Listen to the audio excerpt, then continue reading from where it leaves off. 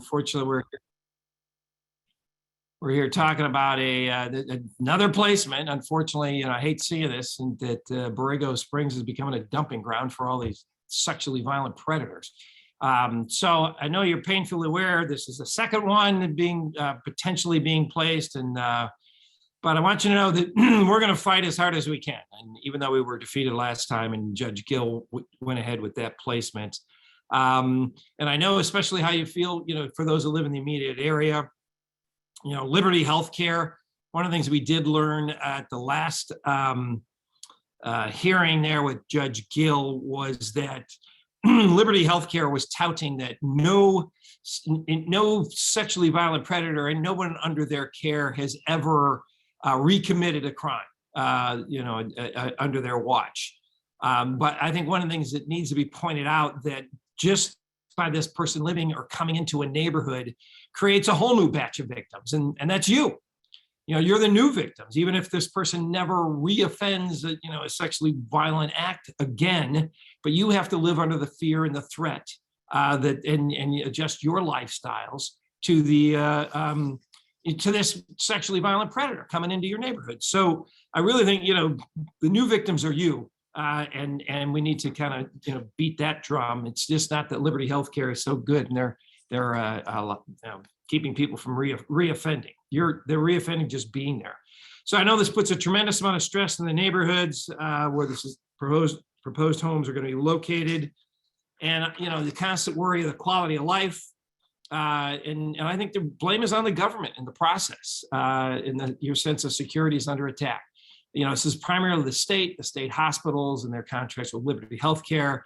And unfortunately, they're going to the path of least resistance. There's fewer people in Borrego. So if they, when they try to put somebody in San Diego County in Rancho Bernardo, all hell broke loose, and that was the kibosh was put on there. So I think they're really, picking on Borrego Springs, which is not right. I'm sure you're aware that the owners of the Zuni Trail property are the same owners of the Running M Road property, and which unfortunately Judge Gill placed Michael Martinez. And so you all know, the owners of these homes don't even reside in Borrego Springs, and that Liberty pays a premium rent. So unfortunately, this is a business model that really kind of sickens me, that they're buying homes. They know they can contract with Liberty. They know they can make top dollar and get 3 or 4 times market rent out of these places. They're victimizing you, not them. So quite frankly, we've got a new judge on this one, Judge Weathers. And I did want to point out that Judge Weathers actually denied placement at a Mount Helix home of the same guy, Douglas Badger. So he denied him placement there primarily because the judge was concerned about the children and a nearby daycare. So we want to make sure that at the hearing on Friday, we intend to make sure that Judge Weathers also realizes that Zuni Trail has a lot of children, some with special needs. And there's a family, that homeschools nearby and their children directly across the street. We've got a map of the neighborhood and how many kids are in each household, how many grandchildren are in the household, and things like that. We're going to present that as a packet to Judge Weathers. And I'm hopefully in the last few hearings or a couple hearings I spoke at, the judge has allowed me to go first. And so I'm anticipating that's going to be the same. We'll give him some information. And Donna is going to be putting that packet together for me. If you're interested in helping her out or giving her information, that would be much appreciated. You all know, there's a lot of grandparents live in the area. The Casa del Zorro's across the street. The American Legion is across the street. Where families hanging out at the resort and the American Legion. They have many different events out there in the patio, and they're all within a quarter mile of the home. So I think, focusing on children's safety is imperative with this judge, not to approve the placement. And one of the things we have to try to remember in this whole meeting today is hopefully to get organized so that we have a list of names that we can give to the district attorney's office for potential speakers, so we know who's going to be coming in, who's willing to speak, who's not, who's just willing to show up. And also I understand we're going to be on Zoom as well. Going to have some Borrego residents on Zoom speaking And so we just want to make sure we have a coordinated effort so we make the best showing we can in front of this judge. And unfortunately, the hearing is not about whether or not this guy should be released. That's done. That's over with. The state hospitals and whatever the powers that be have already made that decision. So this decision is primarily on the house itself. And is this the right location to put this Douglas Badger in it? So it's really about the house. Our county court code enforcement is inspecting the property today. Unfortunately, they couldn't get in right away. Liberty was a little hampering in that, and it was disappointing that our code enforcement team wasn't able to go in until today, 2 days before the hearing. That's just how the system worked. So they're going in today. They're going to be inspecting, and I'll be reporting on any violations that we find at the house and telling the judge about those. And so hopefully we may have some details if some of you want to know later this afternoon. But my staff is here. It's going to. Donna's kind of coordinating the effort. Donna Cleary, and the goal of being organized for a 9 a.m. hearing. We are going to have a press conference like we did the last time. I think at 8:30 in front of the building. There'll be a press conference, and I think Terry Kellmeyer and I, there she is, are going to be. I think we've at least going to be on KUSI. We're going to be in their studio, whatever, 7 o'clock in the morning or something like that. KUSI. We're working on some other news stations to try to stop this placement, at least get people hearing about it and know that this is trying to stress that this is a county fight, not just a Borrego Springs fight, but this is for everybody, because hopefully there'll never be another placement in Borrego Springs, but sooner or later they're going to be on the other side of the hill, and we got to get people to help us out so that this doesn't spread to doesn't spread in Borrego or in any other communities in San Diego County. So it's really kind of all I've got today. I know Donna is going to be kind of taken over from here. I may not be able to stay on the whole time, but we want to, like I said, just make this a coordinated effort, not just say the same things over and over to the judge that they're aware of, and focusing more on the house as opposed to the whether or not this pervert should be released or not. So it's unfortunately already done. So I'll be hanging out for a little bit if there's any questions or things to do, but I'll definitely be working on this as hard as we can. Just as hard, if not harder than the last time, and going through the kind of the same paces and seeing many of you Friday morning, hopefully at 8:30 or at least at 9 o'clock at the courtroom. So Donna, I'm going to let you take this over, and we'll continue the fight. Some of these folks have heard from me 3 times in like 6 weeks now, so I apologize for that. I know that Terry's coming down, and if you're planning to come to the courthouse on Friday morning and would like to speak, could you put your hand up in the box so we can kind of record you? And then what we're going to do is, oh, okay, you've got your real hand. Okay, so John, and you were there last time, and Dale Stillman. I'm sorry, this is a painful process, but Dale Jones, anybody else? Terry, of course. We get over to the other side. Victoria. Oh, awesome. I see Cheryl as well, Donna, just to help out. Okay, Cheryl, could you give me your last name? Garcia. Sorry, I'm writing as, okay, Cheryl Garcia, Victoria Fay. Jeffrey, what's Jeffrey's last name? Edwards. Perfect. Okay. I don't know if I have everybody. I'm going to read you this list. So we have John Stillman, Dale Jones, Terry, Victoria Bay, Cheryl Garcia, and Jeffrey Edwards. Is there anybody else who's planning to be in person that would like to speak? Sarah Rogers is my Yes. Okay, Sarah and Lee. Yeah, I won't be speaking, but Sarah will. Okay, perfect. Okay. Also, my name's Dan Fuller. I will be speaking as well. Perfect. Okay. This is Doug Munson, and I don't. I'm going to be there. I am available to speak. I thought I'd wait till the end and see if there was anything that I felt was not brought up, because I don't need to repeat. but I do want to alert the judge about the insurance requirements for the owner of the property that I believe hold that they have to carry the same kind of insurance that Liberty Healthcare carries, which is a very major commercial insurance policy. And so Okay. I just want to alerting to that and see if they would be willing to have Liberty Healthcare provide that a COI to the county so that they know that that insurance is in place. Okay, perfect.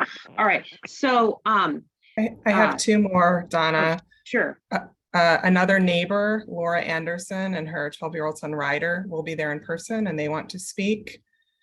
And we have another member of the American Legion, Lee, and I'm not sure what his last name is, but I will find it for you. He is also going to travel there and speak as well. Perfect. Okay. All right, well, I'm sorry. Real quick, and what about speakers on Zoom? Yeah, not there yet. Okay. So, Donna, yes, this is Mike Ford. I'm dialing in. I'm not on your Zoom okay. screen. I'm an adjacent neighbor on Zuni. I'll be speaking. Okay, but you're coming in person, correct? I am, yes. Okay, perfect. So all of you that just gave me your names, we hope you'll be joining us for the media event, which starts at 8:30. It's right outside the entrance of the courthouse. So plan on getting there, 8:15.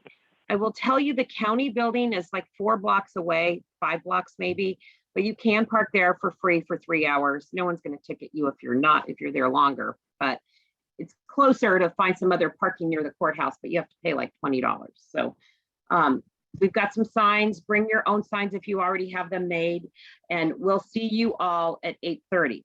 Now let's talk about Dan Wright is willing to speak. Okay, Dan, do you want to come down? Are you coming down? Okay, so Dan Wright is also. We want you all to speak. I mean, we're just trying to give the DA a list. It's hard when we're doing in person as well as the Zoom. So I talked it over with the ADA and it's like, let's get all the people who drove down to speak first, and then we'll go to the Zoom calls. There might be some of the elected officials calling in by Zoom. So we might do a few Zoom and then the ones in the courthouse and then go back to Zoom. So it's easier to say you don't want to speak if you get called than not to be on the list. So Dan, I'm just going to put you on the list, and anybody else who's planning on being there, I can just put your name on the list. If you choose not to speak, you can just say, I'm not going to speak, right? Okay, so now let's talk about the Zoom. This is Julie McClenahan. My husband and I, Sean, we will be coming down. We had not planned to speak, but we will do so if needed. Okay, could you spell your last name? MCCLANAHAN. My first name is Julie. My husband is Sean, SEAN. Okay, perfect. Thank you so much. All right. So, and I guess the DA also wants to make sure the judge knows they know how long this hearing is going to go for, right? By the amount of speakers. So, okay, from the folks on, I'm hoping that we have more people on the Zoom. I know there's a lot of people not actually in Borrego. So if you have friends that are articulate, that care about Borrego, that are out of town right now, please send them and ask them to participate on Friday morning. So of those that are going to be participating via Zoom, who would like to speak? Cheryl Garcia. I didn't mean to say I'd be there in person. I can Oh, okay. Via Zoom. Okay, got it. And I have a victim impact statement. Okay. So I don't, the PTSD that this has brought up. I can't leave my home now. Okay. To keep fighting and fighting and fighting. Every time, they want to dump one of these in my neighborhood. Yeah. They do nothing, it's like the government and the legal system does nothing for us victims, where they spend $300,000 a year on a lifetime of care for these predators. So, that's another reason I won't go in person, is because I can't drive down there alone, back alone. And I don't even know that I could compose myself to speak, Well, your talking points are very heartfelt. I just encourage you to share what's on your mind and in your heart, right? I mean, you've been a victim and you're very troubled I by wouldn't, this. I fear for the children.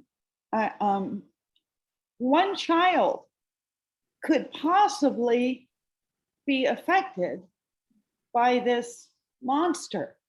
You can't undo. The ramifications are lifelong. I cannot believe that this is even a conversation being had. He has had 500 admitted previous rapes of women and children. It to me, and he's likely to reoffend. They've said it over. He does reoffend. So, Okay.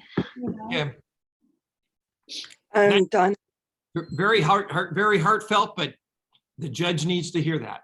We want to make sure we coordinate that out. So make sure, Cheryl, I might put you like 2 or 3, or I'll put you in the Zoom, the top 5 of the Zoom. Okay. Just so you have a couple other people before you. Okay. All right. Who else would like to be? I Hi, see Donna. Apple's iPad 2. Hi, Donna, it's Carol Brandin. Okay. And my husband Clint and I will be there, and he said he will speak if needed. In person? Yes. Okay. I'll put you all down. Okay. In person. All right. Any more Zoom people? Nancy McRae? my husband, Peter McRae, will be there via Zoom. And if needed, he would be happy to speak also with a prepared comment. I know you all keep saying if needed, you are needed. So Okay. be needed and know you're needed and be on message and on point, and that's what's really important. I know that Sarah and Lee had a home in the Mount Helix area. They had 500 people on that Zoom call when they were talking to the judge. So right now we have 35 participants and half of those people are going to be downtown. So we really need to reach out and get as many people on Zoom and as many people willing to, speak before the judge as possible. So, Donna, do we have a Zoom link, and can we put it out on the Borrego Springs 92004 Facebook page? Because absolutely. We didn't want to confuse that Zoom link for Friday with this Zoom link. So we're ready to launch, and we'll get that all out. Okay. I will, I just on the Zoom link, sorry, this is Miles again. I'm going to put it in the chat right now for everyone. And again, this is a Zoom link for Friday. And then I will also email it out on right after this meeting as well. So I just put it in the chat for everybody. This is Lee Rogers. I'm planning on putting on 92004 right after this meeting. We already had confusion on the today's and next and Friday Zoom. So I'm going to repost it as soon as we're off this one. Thank you. Okay, this is Elizabeth Damon, and I just want to let you know that Ken and I will also be at courthouse on Friday. I can't quite hear you. Hello? I just wanted to let my husband and I, Ken and I, will be at the courthouse on Friday as well.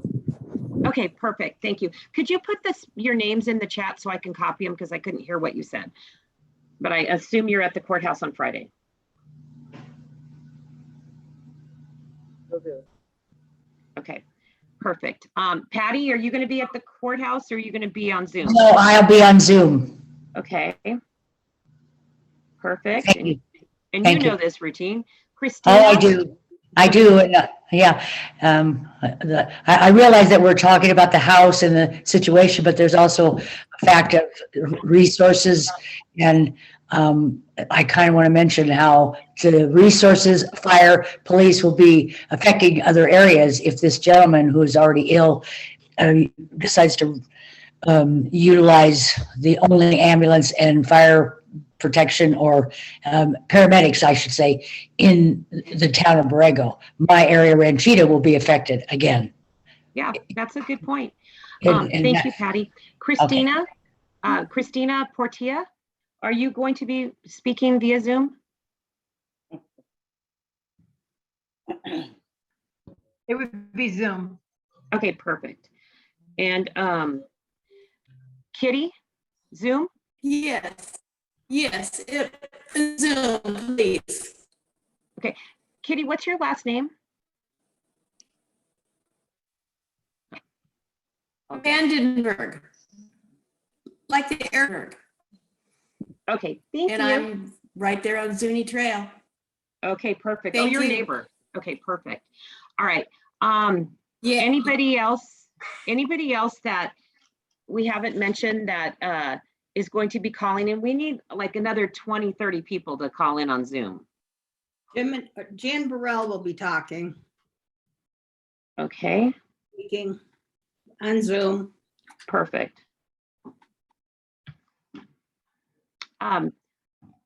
Veronica. Victoria, Victoria. Can you guys blast anything out to the school district via the school district about this hearing?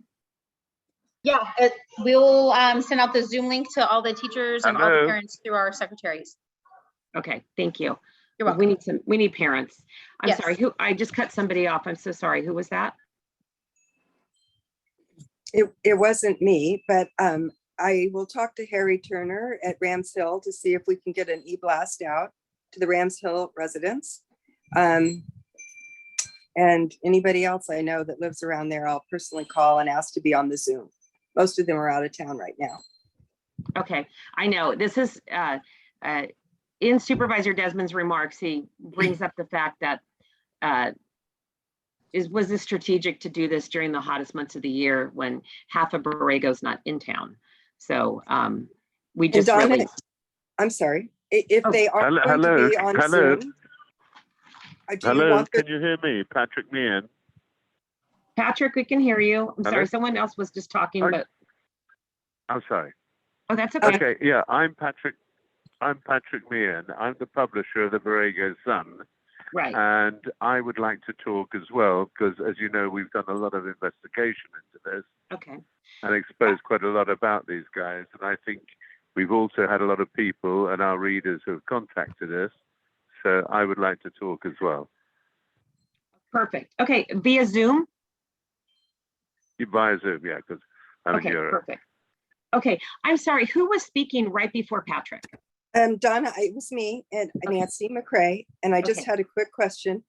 Do you want the names of people who are going to Zoom in ahead of time? Like when we send out this email, should we ask people to contact you if they plan to be on the Zoom? And if people are speaking or would like to speak, do you want their comments, their written comments ahead of time? I don't need those. All I'm trying to do is give an organized list to the DA, the ADA, so he knows how many people potentially are speaking at the courthouse and how many people are on Zoom. Of course, anybody can log in that's not on this call and speak. We want as many people as possible, but at least if I give him the first, the folks that I think are going to be there in person and the folks on the Zoom, that gives them a better idea of how long this hearing is going to take, right? So that's all we're trying to do. And we're just trying to make sure, we know this is an important issue to everyone, but those who live in that immediate neighborhood that are, within a quarter mile of where this house is, they are they need to speak and really be heard. So that's what we're trying to get as many of those neighbors up front as possible, and anything that deals with the kids and vulnerable people. We've said this over and over, So anyway, however, I know some people are putting stuff in the chat, so we can Miles or Crystal, can somebody print the chat to make sure we have all the names right and whatnot? I've got it. Yeah, I can do that, Okay. Don. We're going to do our best to make sure, we're going to do our best. We want as many people to speak as possible. We don't want to get in your way. We just want to make sure that everybody is kind of on message, on point. It's about this house. Motions are really high regarding the placement of the Running M house. And we're still working behind the scenes to try and unravel that. I don't know if it will be. We just better plan that gentleman's Mr. Martinez will be living in Borrego, and let's just keep Mr. Badger out. So, I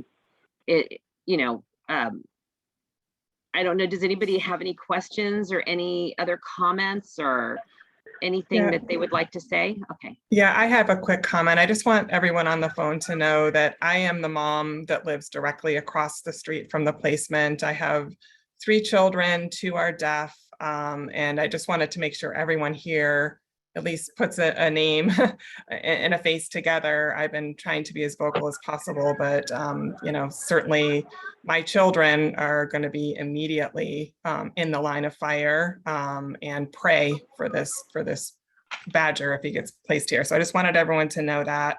And my second comment was, I don't know if there's anyone on the phone that could reach out to the Mount Helix community, the Rancho Bernardo community, or the Ranchita community that have all gone through this, and ask them to dial into Zoom to support us. So I know Patty, you're from the Ranchita community, but that's just another way to potentially get some other people here supporting us. Donna, it's Doug Munson, and I just wanted to, I think you had said that county council was going to, I'll just couch it the way I think it would look, like an opinion letter relative to the zoning ordinance question I brought up regarding medical services. If you would, well, have they issued that to you yet? No, I haven't. Well, they just sent me an email, but they just felt that it didn't. They said that the way the law is written around specifically SVPs, that would not qualify. I mean, they don't have to do that basically. So okay, so let me iterate this. In the contract between the state hospital and Liberty Healthcare, they, in that contract, local jurisdictional law, codified law cannot be I don't know what the word is, but it can't be in conflict with it, with the placement. So yes. In that sense, I'm still, I guess my question is, I think I sent you the contract, and I'm wondering if they looked at that particular portion to see that would supersede what you've just said. Doug, why don't I deal with you? We'll talk about this offline. I got an email from them like at 6:20 this morning. So okay. I need to, it was basically a no is what they were saying because of state law and how it supersedes what we do locally. Okay, so, I'm at my desk all day. If you could just take a moment and give me a call when it's convenient for you, and we can chat a little bit about it, because I have another thought on this that I'd be willing to share with you. But again, I don't want to beat a dead horse. Got it. We will also figure out, I'll let you know about the code inspection. I know there's kind of some group emails going on with some of the neighbors, so I'll put it out to as many people as possible. It's my understanding that one of the reasons why it was delayed so much is because the owner went and put a new roof on. I know the neighbors probably could see if there was work being done. I don't know what else they did, but I've been told by some other folks that there's potentially a enclosed patio structure that's not permitted.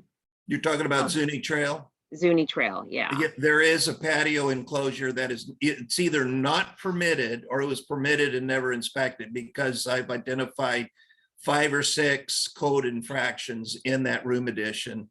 And frankly, it appears it's not permitted. And I think Brad Hernandez at Code Enforcement is looking into whether or not there's any building permit issued. Doug has a wealth of information. He used to work at the county a long time ago. So thank you, Doug, for your expertise, because I do not do land use. So you're welcome anytime. All right. So anyway, we'll get as much, if we get additional information, we'll get it out to you. Does anybody have any other things they want to say or comments they want to make? Yeah, Donna, I do. This is Dan Fuller. I have a couple of things I'd like to say. Sure. Supervisor Desmond referenced the Mount Helix hearing, and I have read the transcript of that hearing. That was in April of 2021. And I would say a couple of things based on what I've heard. You mentioned that this concept of speaking if needed. I think you can drop the if needed. I think everyone should speak, even if there are topics that you think have already been treated by another speaker. Repetition is not a bad thing. It is okay if there is overlap. The issue here is for the members of this community to show passion, to show that they care about this, which is why the numbers matter. Mount Helix was unbelievable. They had 40 people speak. And it took them till noon. And the court gave each person 2 minutes. Now, that may be because maybe the judge wanted to end by noon. It's the same judge, so it's Weathers. He has a pattern. So he's going to look to see how many people are going to speak and then decide how many minutes they get. It shouldn't be fewer than 2 minutes, but it might be longer than 2 minutes. But you should plan on making your comments to the point. They should be brief. They should be hard hitting. They should be impactful. And frankly, they should be passionate, because passion is what's going to win this, and not just the words on a page, which means you may either prepare your talk or your speech in advance in writing and read it. That's an efficient way to do it. Sometimes when people get nervous, they forget what they want to say, and well, I should have said this or I should have said that. If they have a prepared statement and they read it, the court will listen. The court's not going to roll his eyes and look at something else. He's going to listen. And the listening of the judge is very important. He's going to have your attention. And with that attention, he wants to see how badly the community is going to be upset by this. This is real. He sees this in every SVP case. Every case he sees this. So what makes this case different? So the passion, I think, is really critical. Now, the 2 minute restriction can be a bind. If you come along towards the end and there's a subject that no one has treated yet and that you feel like needs to be treated, then I think that's the opportunity to do that. But I will read to you really briefly what this judge said in the Mount Helix hearing that goes along with what Supervisor Desmond said. He said, the court's sole decision today focuses on whether or not the proposed address is appropriate. And if the court determines that it is not appropriate, the state will be tasked with finding a different address to place Mr. Badger. The court is not here to decide conditional release versus incarceration. We are past that point now, right? That's a quote. Now, you're all going to be recorded. There's going to be a court reporter who's going to take this down. If there's going to be any chance of what we call a writ of mandate, whether the DA will actually pursue a writ of mandate or not will depend on a lot of things. I was told by the DA's office that they have not done a writ of mandate on a placement hearing. They did on a release hearing, and they were successful. That was Quarles. But they haven't done one on a placement hearing. There's one pending now in Santa Cruz County. And the DA here in San Diego is in communication, I hope. I gave him the name and the number of the DA there who's pursuing that claim with the appellate court. We want a clean record, is the point. And what happens is you want to be sure that when you're speaking, you speak audibly, you speak clearly, you speak in a normal cadence, even though there is going to be passion involved in this. My problem when I'm in front of a judge is often that I will speak too fast. And particularly if I know I'm on the clock, you know, and that's the natural tendency. But you want to fight that natural tendency because the court reporter is human. And the court reporter will want to take down everything that's being said. So procedurally, it's important that you recognize whatever time limit the court gives you, they will enforce it strictly. The only people who are not on a time limit would be the DA, the public defender, and anybody from Liberty who's going to be talking. But all public comments, he'll have on a time limit. So be aware of that. He'll tell us what it is in advance. But again, don't worry about overlap. Overlap is fine. As long as the passion is there from everybody that speaks. Thank you, Dan. That was some really insightful information. Sarah and Lee, do you guys have anything you want to say? You've been through this many times. Several things that we already had on my notes that I was going to speak to, Dan just brought up about repetition is okay. Here are the things you need to passion. You need to really think of what you're going to say because you want to have all this ready. One other thing that was on my notes that he did not cover was just a reminder to everyone that if you're in on Zoom, what the district attorney's office has asked me and to remind everybody is you need your correct and your full name on there. So we see some that say Apple iPad or whatever. So please remember to rename your Zoom presence with your correct spelling of your full name, first and last. Sarah. And for those of us who are have expertise in certain areas, I'm going to speak from the point of view of a psychologist. We have another one who's going to speak from the point of view of an internal medicine doctor who is only very recently retired. I'm recently retired, but we have relevant perspectives to share. We're going to focus on this not being the right location for medical reasons, reasons that this is an older person who we know has had some past medical issues. So he's going to address some of that. He's also going to talk to the issue of schizophrenia and how it is dangerous to attempt to deal with them. I'm going to talk about this not being an appropriate location because of the isolation, that he cannot receive the type of treatment he needs to be in there. So if you have an area of expertise like Doug does, also for the code enforcement, some of those things, talk to that if you can't think of anything else. Things that provide data and information to the judge should make a difference. And that's what we found in the Ranchita one. Data made a big difference, factual data. Hey, Sarah, this is Rich Fry. I was wondering, is there another psychologist that can tag team with you on that? Because you're going to have a lot of stuff to go over in a very short period of time, maybe to kind of add on to some of what you want to say. You know what? I'll reach out to there's a psychiatrist we know, David Garman. I'll reach out and see if he's interested. The psychiatrist that helped with Mount Helix is in Portugal right now. Oh, Dr. Ornish. Okay. Yeah, he gave me permission to use his information, and I'll probably print that out and give it to the judge and say, and judge, as you'll recall, this was presented to you last time. Would it be possible for him to write a statement and have someone else read it? We did that at Mount Helix. There was a person who just could not go on and speak, but someone read their statement. I'll ask him. I mean, this isn't under oath, so it's not like anyone can really read anything. And by the way, Terry, this is Rich Fry. I was part of the Mount Helix group, so I will be on. My wife will be on Friday as well. So we're standing side by side with you guys out there. Great, thanks, Rich. I'm sorry you're having to go through this. All right. Anybody else want to say anything? We're at 40 minutes and counting here. Our office is available for questions. You all have Supervisor Desmond's email. Please, communicate. But if everyone on this call can get like 5 more people on the call, then we're going to blow it out of the house, right? On the Zoom for Friday. So, and if someone doesn't want to speak, they're still as important to be on the screen to show. This is Janine Barton. I was wondering, is it more important to be there in person or on Zoom? I can be either.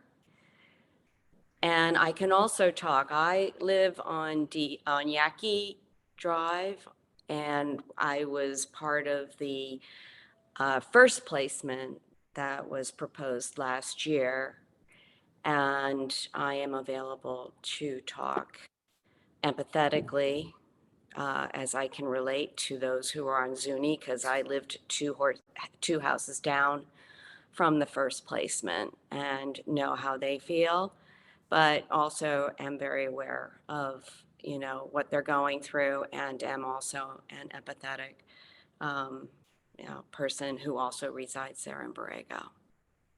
Again, we'd encourage as many people who'd like to be in person at the courthouse to come down.